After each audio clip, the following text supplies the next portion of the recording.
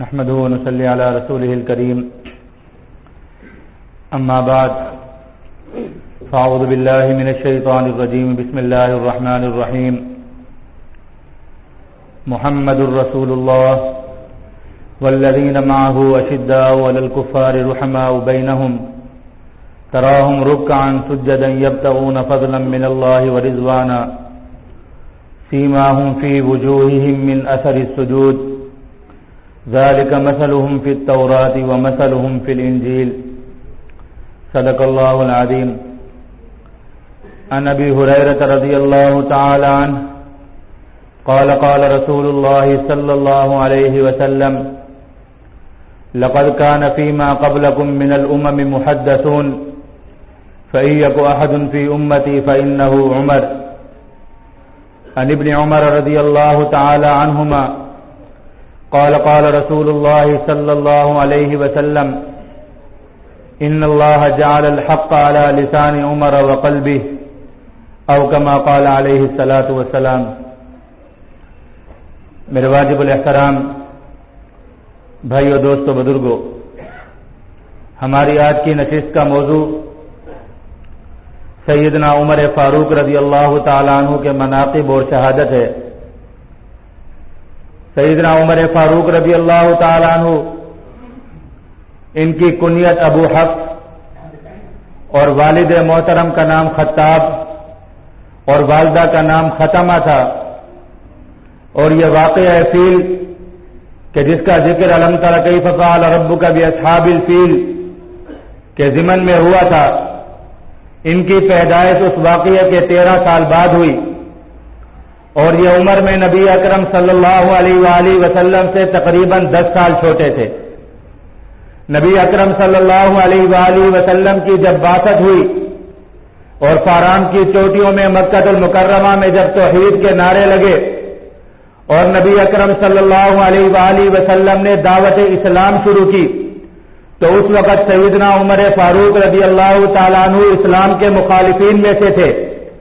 لیکن ان کو یہ شرف حاصل تھا کہ قریش میں ان کا خاندان بڑی سرداری والا اور بڑے منصب والا خاندان تھا اور ہمیشہ سے لوگوں کے درمیان فیصلے کروانے، لوگوں کے آپس میں جھگڑے ہوں یا بیرونی لوگوں سے جھگڑے ہوں یا بیرونی ممالک سے جنگیں ہوں یا دوسرے قبیلوں سے جنگیں ہوں، ان معاملات کو سلجھانے کے لیے سیدنا عمر فاروق رضی اللہ تعالیٰ عنہ کے خاندان کو فرائض منصبی دیے جاتے تھے اور وہ ان معاملات کو سلجھایا کرتے تھے. اور جوانی ہی سے یہ بڑے شریفانہ انداز میں اپنی زندگی گزار رہے تھے اور شریفانہ مشاغل میں مشغول تھے. گھوڑ سواری، شاہ سواری، تلوار بازی، نسب جاننا، نسب دانی، اس قسم کے معاملات میں مہارت رکھتے تھے. اور زمانہ جاہلیت میں جو لوگ کچھ پڑھے لکھے لوگ موجود تھے ان میں بڑے مقام پر حضرت عمر فاروق رضی اللہ تعالیٰ عنہ کا نام آتا ہے. زمانہ جاہلیت سے پڑھنا لکھنا جانتے تھے اور شریف خاندان سے تعلق تھا اور شریفانہ مشاغل میں مشغول رہتے تھے. طبیعت میں جلال تھا. نبی اکرم صلی اللہ علیہ وآلہ وسلم کی بات سننے والے لوگ اور جو لوگ کلمہ توحید پڑھتے ان کے ساتھ سختی سے پیش آتے تھے. اسی دوران نبی اکرم صلی اللہ علیہ وآلہ وسلم نے جب نبوت کو 6 سال ہو گئے، آپ صلی اللہ علیہ وآلہ وسلم نے اللہ رب العزت سے دعا مانگی. وہ دعا بہت عجیب دعا تھی. اللہ کے نبی نے اپنی زبان نبوت سے اللہ رب العزت کو پکارا اور فرمایا کہ یا اللہ، اسلام کو عزت اور عظمت عطا فرمائیے، اسلام کو شان و شوکت عطا فرمائیے. ابو جہل کو مسلمان کر دیجئے یا عمر فاروق کو مسلمان کر دیجئے. یہ دونوں بڑے لوگ ہیں اور مکہ مکرمہ میں بڑی شان اور شوکت والے ہیں. اگر ان دونوں میں سے کوئی ایک دائرہ اسلام میں شامل ہو جائے تو اللہ رب العزت کی طرف سے اسلام کو شوکت مل جائے گی. اللہ کے نبی نے، نبی اکرم صلی اللہ علیہ وآلہ وسلم نے نبوت کے لائق، نبوت کے ساتھ چلنے کے لیے، نبوت کے ساتھ معاونت کرنے کے لیے، اللہ کے کلام کو پھیلانے کے لیے زمین پر خلافت کو قائم کرنے کے لیے کون لائق ہوگا؟ اس کا اختیار اللہ کے نبی نے اللہ رب العزت پر چھوڑا کہ جس کے دل میں اس بات کی صلاحیت ہوگی، جس کا دل اس لائق ہوگا، جس کا بدن اور دماغ اس لائق ہوگا، اس کو اللہ رب العزت ہدایت نصیب فرمائیں گے۔ یہ دعا حضرت عمر فاروق رضی اللہ تعالیٰ عنہ کے حق میں تھی۔ حضرت عمر فاروق رضی اللہ تعالیٰ عنہ کی عمر اس وقت 27 سال تھی۔ نبی اکرم صلی اللہ علیہ وآلہ وسلم ان دو حضرات کے بارے میں دعا کر رہے تھے، ابو جہل کے بارے میں اور عمر فاروق رضی اللہ تعالیٰ عنہ کے بارے میں۔ اور دوسری طرف یہ تھا کہ ابو جہل مکہ مکرمہ کی گلیوں میں یہ اعلان کرتا پھر رہا تھا کہ لوگوں تم میں سے جو کوئی بھی محمد عربی صلی اللہ علیہ وآلہ وسلم کا سر لے کر آئے گا، ان کو قتل کر آئے گا، اس کو بہت بڑا انعام دیا جائے گا۔ ادھر حضرت عمر فاروق رضی اللہ تعالیٰ عنہ کے دل میں یہ بات آئی کہ اسلام تو پھیلتا چلا جا رہا ہے، مسلمان بڑھتے چلے جا رہے ہیں۔ اپنے گھر میں بیٹھی ہوئی ایک باندی مسلمان ہو گئی، جب اس کا پتہ چلا کہ یہ مسلمان ہو گئی ہے تو اس کو بہت مارا پیٹا، لیکن وہ باندی مار کھاتی رہی۔ حضرت عمر فاروق مار مار کر تھک گئے، پھر اس سے کہا کہ تو کلمہ توحید چھوڑ دے۔ اس نے کہا عمر، جسم سے جان نکل سکتی ہے، جسم کے ٹکڑے ٹکڑے ہو سکتے ہیں، لیکن جو کلمہ زبان پر آ گیا ہے، جو دل میں بس گیا ہے، اس سے منحرف نہیں ہو سکتی۔ تم زبان تو کاٹ سکتے ہو، تم جسم کے ٹکڑے تو کر سکتے ہو، لیکن دل سے لا الہ الا اللہ محمد الرسول اللہ نہیں نکال سکتے۔ اس کے اس عمل سے حضرت عمر فاروق کے دل پر عجیب سی چوٹ لگی، اپنی تلوار باہر نکالی اور کہنے لگے جا کر آج محمد عربی صلی اللہ علیہ وآلہ وسلم کو ختم کر دوں گا، ان کا وجود مٹا دوں گا۔ اپنی تلوار لہراتے ہوئے مکہ کی گلیوں میں نکلے۔ راستے میں عبداللہ بن اور نعیم بن عبداللہ رضی اللہ تعالیٰ عنہ ملے۔ انہوں نے کہا عمر فاروق کدھر جاتے ہو؟ کہنے لگے آج محمد عربی صلی اللہ علیہ وآلہ وسلم کو قتل کرنے کے ارادے سے جا رہا ہوں، آج اس سلسلے کو ختم کر دوں گا۔ جو مکہ کی گلیوں میں توحید کی آواز لگتی ہے، اس آواز کو آج بجھا دیا جائے گا، اس چراغ کو آج گل کر دیا جائے گا۔ حضرت نعیم بن عبداللہ فرمانے لگے اے عمر، کیا تم بنو ہاشم کا مقابلہ کر سکو گے؟ کہنے لگے تم جانتے ہو عمر ہر طوفان کا مقابلہ کر سکتا ہے، عمر ہر قبیلے کا مقابلہ کر سکتا ہے۔ خدا کی قسم اگر سارے کے سارے عرب ایک طرف ہو جائیں اور عمر ایک طرف ہو، تب بھی عمر پورے عرب سے لڑنے کی صلاحیت اور طاقت رکھتا ہے۔ عمر کے دل میں ہمت ہے۔ کہنے لگے جاؤ، پہلے جا کر اپنے گھر کے حالات دیکھو، وہاں جا کر دیکھو کیا ہو رہا ہے۔ عمر فاروق غصے میں اپنے گھر کی طرف گئے۔ جب گھر کی دہلیز کو پار کیا تو آواز آنے لگی، سورۃ طٰہٰ کی تلاوت ہو رہی تھی۔ ہمشیرہ محترمہ اور ان کے بہنوئی سعید رضی اللہ تعالیٰ عنہ تلاوت فرما رہے تھے۔ عمر فاروق کو جلال میں آتے ہوئے دیکھا، قرآن پاک کو چھپا لیا، لیکن سیدنا عمر فاروق کو پتہ چل گیا۔ کہنے لگے کیا پڑھ رہے تھے؟ انہوں نے چھپانے کی کوشش کی، پہلے اپنے بہنوئی کو مارنا شروع کیا، مار مار کر تھک گئے۔ ہمشیرہ محترمہ نے بچانے کی کوشش کی، ان کو مارنا شروع کیا، ان کے دندان مبارک سے خون نکلنے لگا، ان کے سر مبارک سے خون نکلنے لگا، بہن کے سر سے خون نکلا، بہن کے منہ سے خون نکلا۔ عمر فاروق کا دل تڑپ گیا، کہنے لگے بہنا کیا پڑھ رہی تھی؟ مجھے تو لا کر دے۔ بہن ایمان والی تھی، بہن عظمت والی تھی، بہن کے دل میں قرآن کی عظمت تھی۔ کہنے لگی بھائی تم نجس ہو، تم ناپاک ہو، تم مشرک ہو، اور رب کا کلام کسی مشرک کے ہاتھ میں، کسی ناپاک کے ہاتھ میں نہیں دے سکتی۔ پہلے غسل کر آؤ، وضو کر آؤ، تب تمہیں رب کا کلام دوں گی۔ عمر فاروق نے وضو کیا، عمر فاروق نے غسل فرمایا، بہن نے قرآن پاک اٹھا کر دیا، قرآن پاک کی آیات تلاوت کی، اننی انا اللہ لا الہ الا، کہ میں وہی اللہ ہوں اور اس کے علاوہ کسی کی عبادت جائز نہیں ہے۔ جب یہ آیات سنی دل پر اثر کر گیا، اپنی وہی تلوار لے کر نبی اکرم صلی اللہ علیہ وآلہ وسلم کی طرف روانہ ہوئے۔ سیدنا حمزہ رضی اللہ تعالیٰ عنہ نے فرمایا یا رسول اللہ عمر آ رہا ہے، اپنی تلوار لے کر آ رہا ہے، اس سے خطرہ ہو سکتا ہے۔ فرمانے لگے نہیں، آنے دو عمر کو، آج عمر جس ارادے سے بھی آئے گا اس کا ارادہ پورا کیا جائے گا۔ سیدنا عمر فاروق تشریف لائے، وہی تلوار ہاتھ میں ہے لیکن گردن جھکی ہوئی ہے۔ آقا مدنی صلی اللہ علیہ وآلہ وسلم سے آ کر فرمانے لگے یا رسول اللہ کلمہ پڑھتا ہوں، اپنی بہن سے قرآن سن کر آیا ہوں، لا الہ الا اللہ محمد الرسول اللہ اشہد ان لا الہ الا اللہ، میں گواہی دیتا ہوں کہ اللہ کے سوا کوئی عبادت کے لائق نہیں اور محمد الرسول اللہ صلی اللہ علیہ وآلہ وسلم اللہ کے رسول ہیں۔ نبی اکرم صلی اللہ علیہ وآلہ وسلم نے جب عمر فاروق کی زبان سے یہ الفاظ سنے تو اس نے زور سے نعرہ تکبیر بلند فرمایا کہ مکہ مکرمہ کی گلیاں گونج اٹھی اور آسمانوں سے جبرائیل امین اترے۔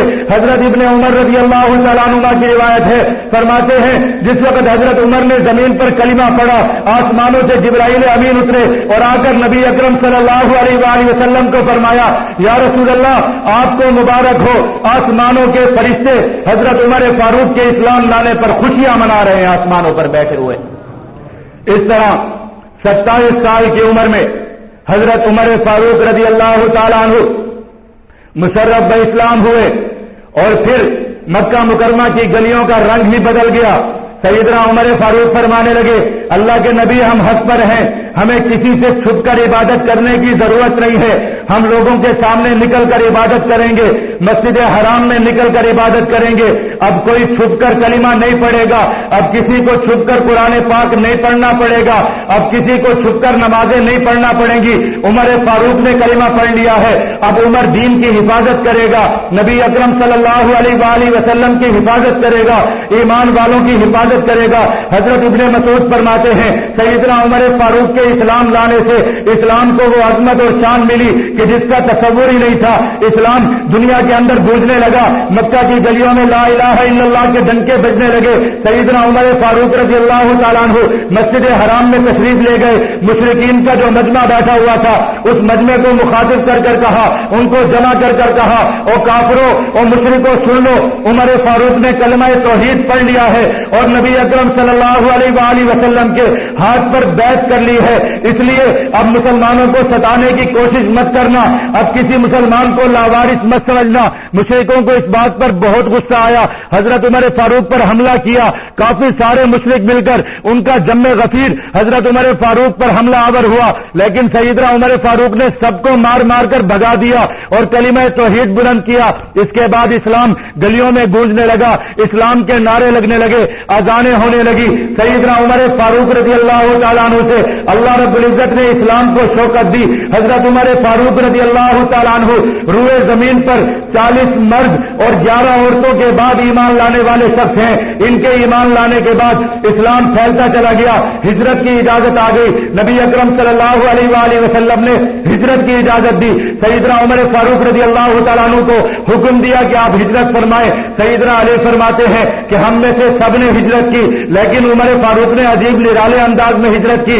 عمر فاروق کی ہجرت کا انداز کو دیکھو، سیدنا علی فرماتے ہیں ہم میں سے کوئی رات کی تاریکیوں میں چھپ کر گیا، کوئی اکیلا گیا، کوئی جو ہے کوئی کسی انداز میں گیا، کوئی اپنا حلیہ بدل کر گیا، کوئی چھپ کر گیا، کوئی کسی طرح گیا، کوئی کسی انداز میں گیا، لیکن جب عمر فاروق کی باری آئی اور انہوں نے ہجرت کی تو عجیب شان کے ساتھ ہجرت کی، اپنی تلوار اپنے ہاتھ میں لی اور اپنے کندھے پر تیر کمان لٹکایا، ایک ہاتھ میں نیزہ لیا، حرم شریف میں تشریف لے گئے، جا کر بیت اللہ شریف کا طواف کیا۔ طواف کرنے کے بعد قریش کے جو سردار بیٹھے ہوئے تھے ان کو جمع کیا اور ان سے کہنے لگے، او قریش کے سرداروں، او مشرکوں سن لو، عمر فاروق مکہ مکرمہ چھوڑ کر جا رہا ہے، تم میں سے جو شخص یہ چاہتا ہو کہ اس کی ماں اس پر ماتم کرے، تم میں سے جس شخص کی یہ تمنا ہو کہ اس کی بیوی بیوہ ہو جائے، جس شخص کے دل میں یہ حسرت ہو کہ اس پر اس کی بہنیں آنسو بہائیں، تو سنو، آؤ عمر کا آ کر مقابلہ کرو۔ عمر کسی سے چھپ کر نہیں جا رہا، عمر اعلان کرتا ہوا جا رہا ہے۔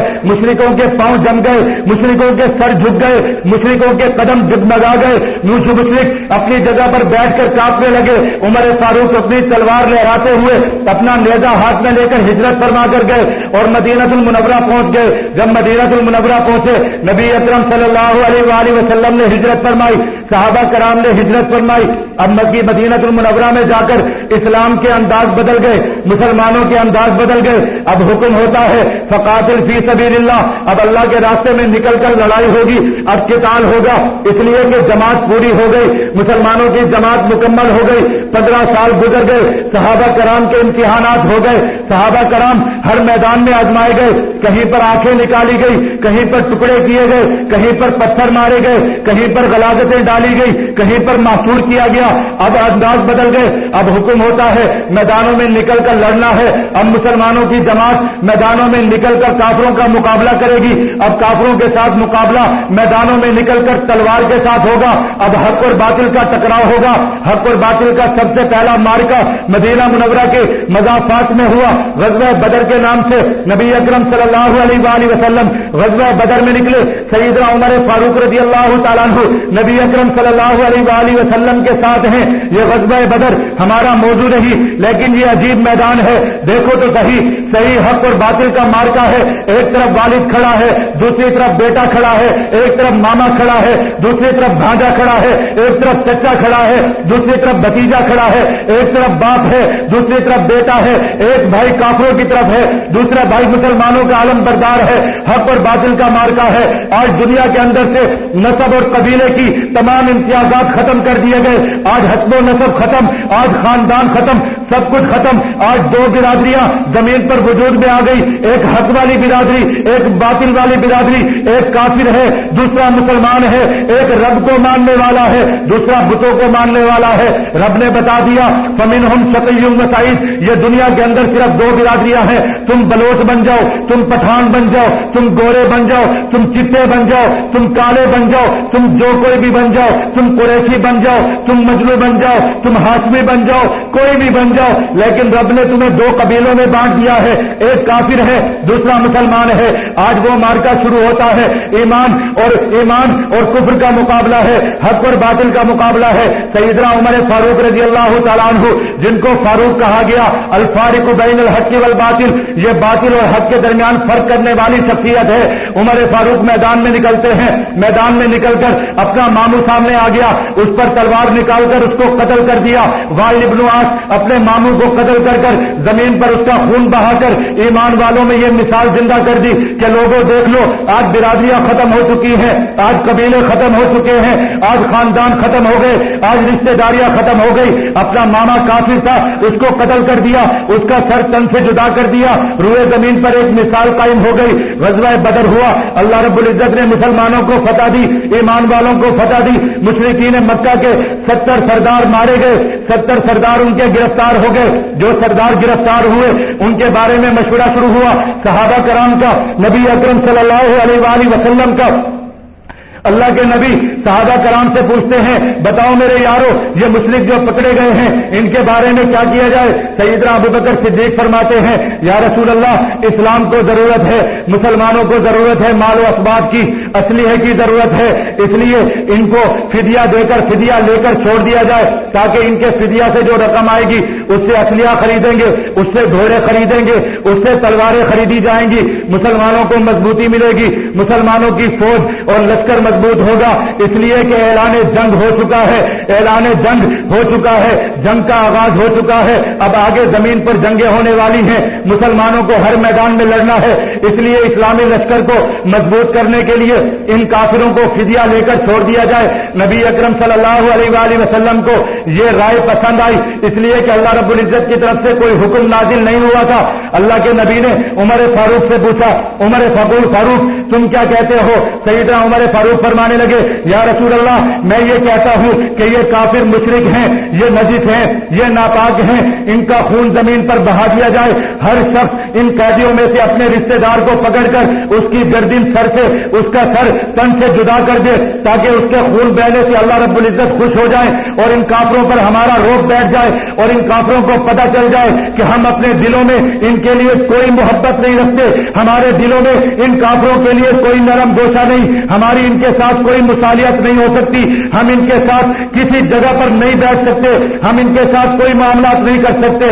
کفر اور اسلام علیحدہ علیحدہ چیزیں ہیں، اس لیے یا رسول اللہ ان کو قتل کرنے کی اجازت دیجیے. ان میں جو میرے رشتہ دار ہوں گے ان کو میں قتل کروں، جو ابو بکر کے رشتہ دار ہیں ان کو سیدنا ابو بکر صدیق قتل کرے، جو علی کے رشتہ دار ہیں ان کو سیدنا علی قتل کرے.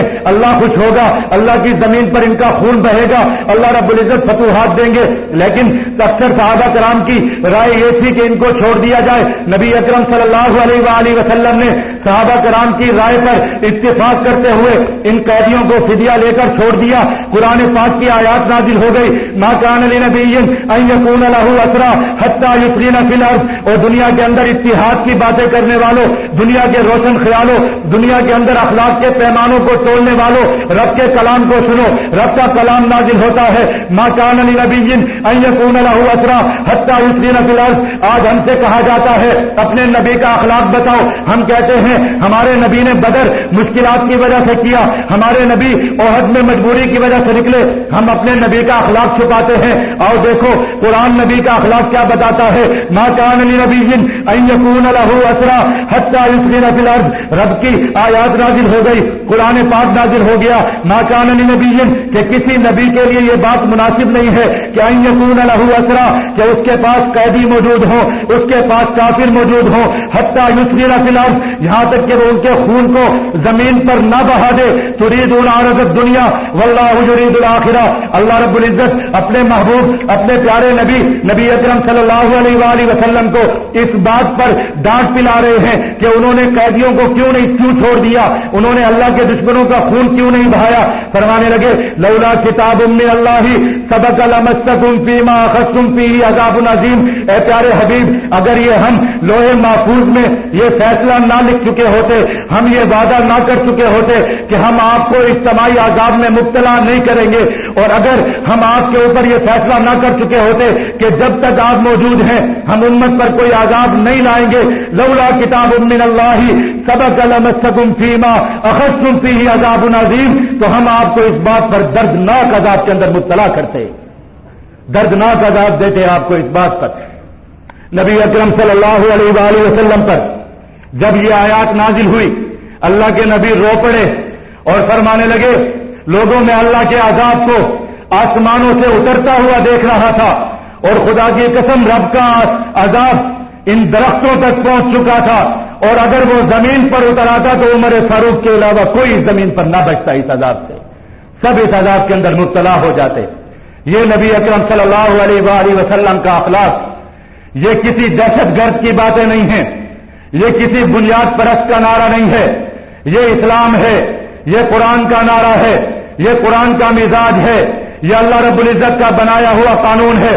غزوہ بدر بھی گزر گیا، غزوہ احد آیا، غزوہ احد میں بہت بڑی آزمائش آئی، نبی اکرم صلی اللہ علیہ وآلہ وسلم پر حملہ ہوا، صحابہ کرام کے قدم اکھڑ گئے، لیکن سیدنا عمر فاروق رضی اللہ تعالیٰ عنہ ان جانثاروں میں سے اور ان فدائین میں سے تھے جو نبی اکرم صلی اللہ علیہ وآلہ وسلم پر پہرا دے رہے تھے، اور جب نبی اکرم صلی اللہ علیہ وآلہ وسلم زخمی حالت میں تھے تو ابو سفیان نے پہاڑ کی چوٹی پر کھڑے ہو کے اعلان کیا کہ لوگوں کیا تم میں محمد عربی صلی اللہ علیہ وآلہ وسلم ہے؟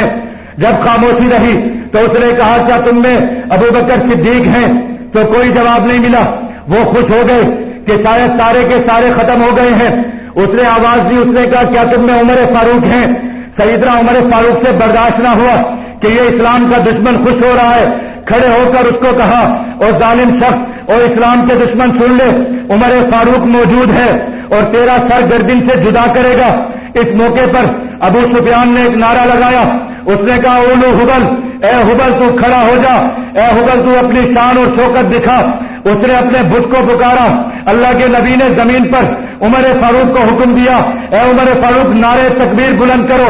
سیدنا عمر فاروق نے نعرے تکبیر بلند کیا اور ابو سفیان کے نعرے کے جواب میں فرمایا اللہ اعلی واجل، اللہ اعلی واجل، کہ سن لو کہ اللہ رب العزت سب سے بلند ہے اور اللہ رب العزت کی ذات بڑی جاہ و جلال والی ہے، بڑی عظمت والی ہے۔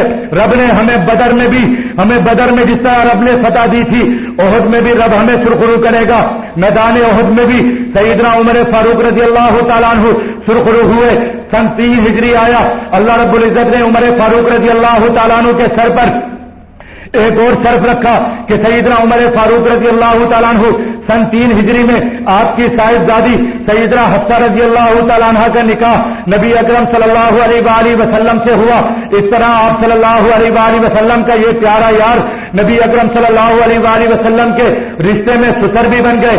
سن 3 ہجری بھی چلا گیا، جب سن 4 ہجری آیا تو بنو نذیر کے ساتھ غزوہ ہوا، بنو نذیر کے یہودیوں کو محاصرہ کیا گیا۔ سیدنا عمر فاروق رضی اللہ تعالیٰ عنہ اس میں بھی شریک رہے اور بنو نذیر کو جلا وطن کیا گیا. سن 5 ہجری آیا, غزوہ خندق ہوا, ایسا غزوہ کہ جس کے بارے میں قرآن پاک نے کہا وَبَلَغَتِ الْقُلُوبُ الْحَنَاجِرَ وَتَظُنُّونَ بِاللَّهِ الظُّنُونَ هُنَالِكَ ابْتُلِيَ الْمُؤْمِنُونَ وَزُلْزِلُوا زِلْزَالًا شَدِيدًا. یہ ایسا غزوہ تھا, یہ ایسی آزمائش تھی کہ جس میں رب کا کلام کہتا ہے کہ لوگوں کے دل, ان کے دل امٹ کر ان کے حلق میں آنے لگ گئے. اتنی سخت آزمائش تھی, اتنی سخت مصیبت تھی, اتنا سخت جو ہے وہ مارکا تھا. سیدنا عمر فاروق رضی اللہ تعالیٰ عنہ غزوہ خندق میں جب خندق کھودی گئی, اس خندق کے مختلف حصے کیے گئے. ایک حصے پر سیدنا عمر فاروق رضی اللہ تعالیٰ عنہ کو سالار بنایا گیا. اس حصے کی حفاظت سیدنا عمر فاروق کے ذمہ لگائی گئی. سیدنا عمر فاروق نے اس حصے کی حفاظت فرمائی اور اسی جگہ پر ایک مسجد بنائی گئی جس کا نام مسجد عمر رکھا گیا. آج تک بھی مدینہ منورہ جانے والوں کے لیے وہ مسجد موجود ہے.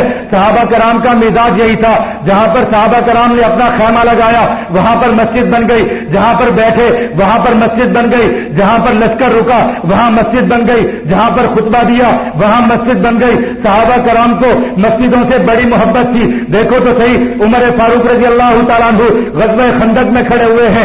اتنی سخت آزمائش ہے, پوری دنیا کا کفر سامنے آ چکا ہے, لیکن جس جگہ پر موجود ہیں وہاں پر مسجد بنا رہے ہیں اور قیامت تک یہ مسجد رہے گی, عمر فاروق کے نام سے رہے گی. غزوہ خندق میں بھی اللہ رب العزت نے مسلمانوں کو فتح دی, مسلمان کامیاب ہوئے. سن 6 ہجری آیا, صلح حدیبیہ کا موقع آیا. نبی اکرم صلی اللہ علیہ وآلہ وسلم نے مکہ مکرمہ جانے کا قصد فرمایا تاکہ جا کر عمرہ کر سکے. آپ صلی اللہ علیہ وآلہ وسلم مکہ مکرمہ سے روانہ ہوئے. سیدنا عمر فاروق ساتھ تھے.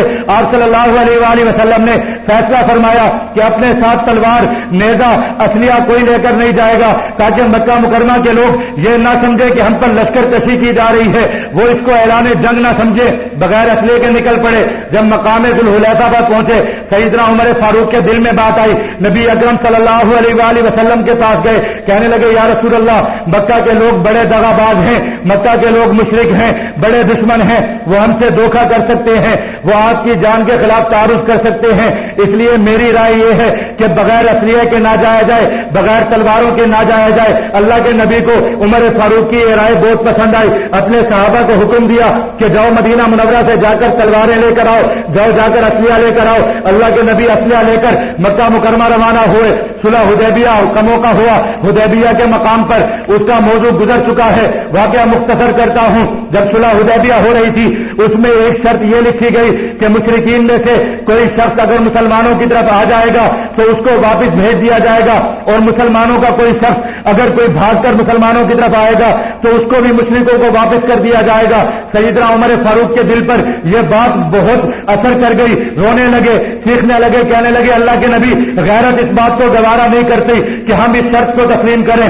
اللہ کے نبی نے فرمایا عمر فاروق, اللہ کا فیصلہ ہے, میرا فیصلہ ہے, تمہیں ماننا پڑے گا. عمر فاروق نے اپنا سر خم تسلیم کر دیا. فرمانے لگے اگر اللہ کا یہی فیصلہ ہے, اللہ کے نبی کا یہی فیصلہ ہے تو عمر فاروق کو تسلیم ہے. صلح حدیبیہ کا جب معاہدہ لکھا گیا, حضرت عمر فاروق کے دستخط بھی اس پر موجود تھے. سن 6 ہجری گزر گیا, سن 7 ہجری آیا, صلح حدیبیہ کے بعد خیبر کا موقع آیا. خیبر کا مارکا ہوا, بہت سخت مارکا ہے, پوری دنیا کی یہودیت سامنے ہے, قلعوں کے اندر بند ہو کر سامنے ہے. حضرت عمر فاروق اپنی تلوار کے ساتھ میدان خیبر میں بھی لڑتے ہوئے نظر آئے, بڑی جوان مردی کے ساتھ لڑتے ہوئے نظر آئے. میدان خیبر کی زمینیں ملی مسلمانوں کو, مسلمانوں کے درمیان وہ زمینیں تقسیم ہوئی.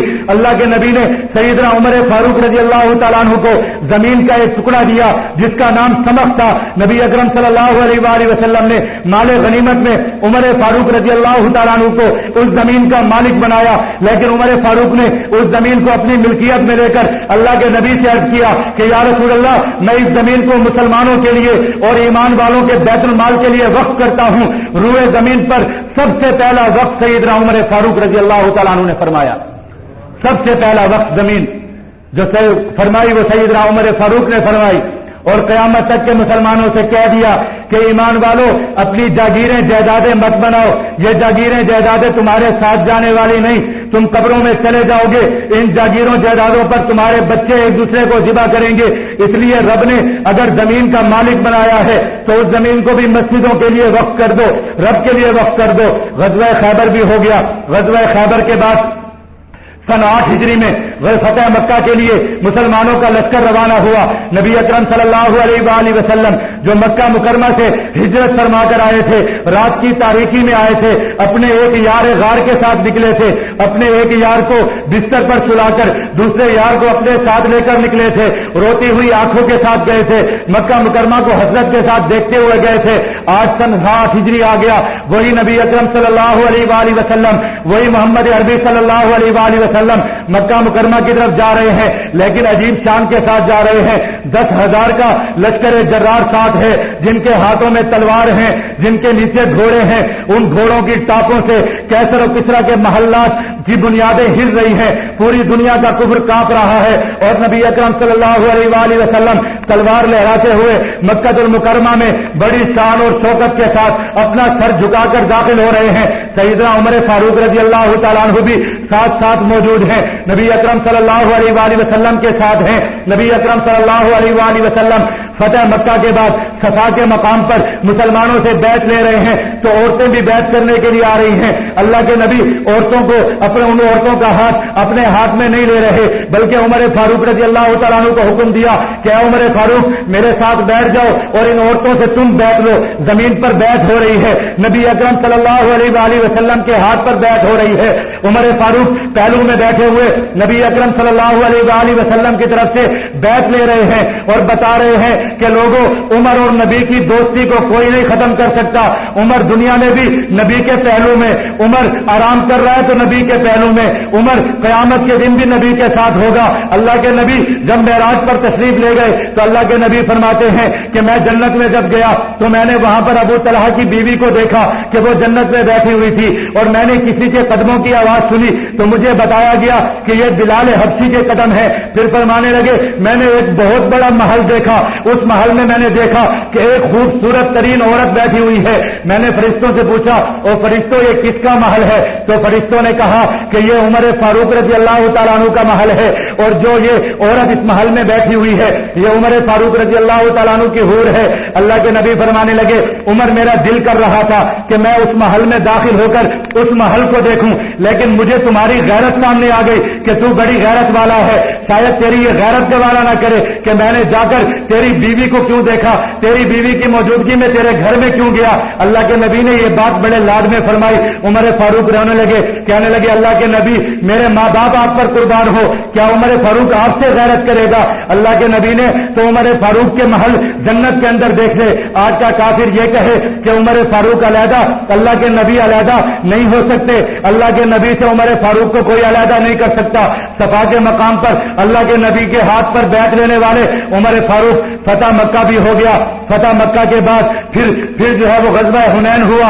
हजरत उमर फारूक रजी अल्लाह तआला अन्हु उस गज़वे में भी मुसलमानों के साथ रहे, मुसलमानों के सपा सलार रहे, ईमान वालों की तरफ से लड़ते रहे। सन 9 हिजरी आ गया, गज़वा तबूक का मौका आया। अल्लाह के नबी ने मस्जिद नबवी शरीफ के मिंबर पर बैठकर ईमान वालों के सामने झोलियां फैलाई और ईमान वालों अपना माल लाओ, अपने घरों का सामान लाओ, इसलिए कि इस्लाम का लश्कर कुफ्र के साथ लड़ने के लिए जा रहा है, कैसर और किसरा के खिलाफ लड़ने के लिए जा रहा है, रूम और फारिस के खिलाफ लड़ने के लिए जा रहा है। तमाम लोग अपने घरों का सामान लेकर आए, उमर फारूक भी अपने घर का आधा सामान लेकर आ गए। अल्लाह के नबी को पेश किया कि या रसूल अल्लाह ये सामान भी मौजूद है और साथ खुद भी चलूंगा। गज़वा तबूक के सफर पर अल्लाह के नबी के साथ रहे, गज़वा तबूक भी हो गया। अल्लाह के नबी वहां से वापिस आए। सन 10 हिजरी के अंदर अल्लाह के नबी ने हज्जतुल विदा का मौका आया, हज के लिए तशरीफ ले गए। उमर फारूक अल्लाह के नबी के साथ रहे, अल्लाह के नबी के साथ हज फरमाया। अल्लाह के नबी हज कर वापिस तशरीफ लाए। अल्लाह के नबी बीमार हो गए, उमर फारूक साथ रहे। नबी अकरम सल्लल्लाहु अलैहि वसल्लम दुनिया से तशरीफ ले गए। नबी अकरम सल्लल्लाहु अलैहि वसल्लम के बाद मनसब खिलाफत सैयदना अबू बकर सिद्दीक रज़ी अल्लाह तआला अन्हु ने संभाला। लोगों के दरमियान कुछ इख्तिलाफ था, सैयदना उमर फारूक रज़ी अल्लाह तआला अन्हु ने सैयदना अबू बकर सिद्दीक के हाथ पर हाथ रखकर उस इख्तिलाफ को खत्म कर दिया। और तमाम के तमाम लोग जब उन्होंने देखा कि सैयदना उमर फारूक रज़ी अल्लाह तआला अन्हु भी सैयदना सिद्दीक अकबर के हाथ पर बैत फरमा रहे हैं, तो तमाम मुसलमान सैयदना सिद्दीक अकबर के हाथ पर मुत्तफिक हो गए। फिर सैयदना सिद्दीक अकबर के 2.25 साल के दौरे खिलाफत में जितने बड़े बड़े कारनामे हुए, जितनी बड़ी बड़ी जंगी मुहिम्मात हुई, कुरान पाक की तदवीन हुई, جتنا نظم و نسق بنا، خلافت کو جتنا استحکام ملا، تمام امور کے اندر سیدنا ابوبکر صدیق کے ساتھ سیدنا عمر فاروق رضی اللہ تعالیٰ عنہ ان کے معاون رہے۔ سیدنا ابوبکر صدیق دنیا سے تشریف لے گئے، دنیا سے جاتے ہوئے یہ وصیت فرما کر گئے کہ میرے بعد عمر فاروق رضی اللہ تعالیٰ عنہ خلیفہ بنیں گے۔ جمادی ثانی کے آخری دنوں کے اندر سن 13 ہجری میں سیدنا صدیق اکبر رضی اللہ تعالیٰ عنہ اللہ کو پیارے ہو گئے، دنیا سے رخصت ہو گئے اور مسلمانوں کے خلیفہ راشد سیدنا عمر فاروق رضی اللہ تعالیٰ عنہ بنے، اور سیدنا عمر فاروق رضی اللہ تعالیٰ عنہ نے سن 13 ہجری میں منصب خلافت سنبھالا۔ اس کے بعد ان کے دور خلافت اور سیدنا عمر فاروق رضی اللہ تعالیٰ عنہ کی شہادت انشاءاللہ زندگی رہی تو آئندہ جمعۃ المبارک میں عرض کروں گا۔ اللہ رب العزت ہم سب کو صحابہ کرام رضوان اللہ تعالی علیہم اجمعین کے نقش قدم پر چلنے کی توفیق عطا فرمائے۔ وآخر دعوانا الحمدللہ۔